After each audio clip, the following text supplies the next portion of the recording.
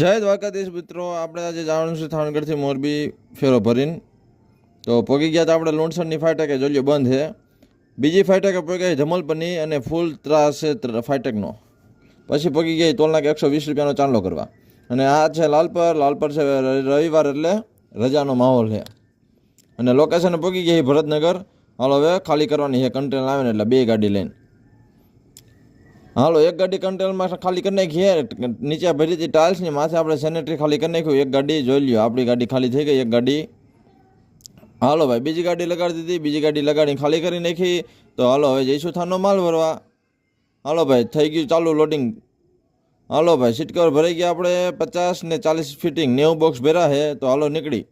હાલો ભાઈ ચડી ગયા છે હાઈવે. અને જોઈ લ્યો આ છે બધું રજા જેવું, આજ ઓફિસ બધી બંધ. પછી આપણે આ હાઈવે ઉપર કટ પાસે મકનસરની ટ્રાફિક છે એટલે આપણે લઈ લીધો સર્વિસ રોડે. અને આ છે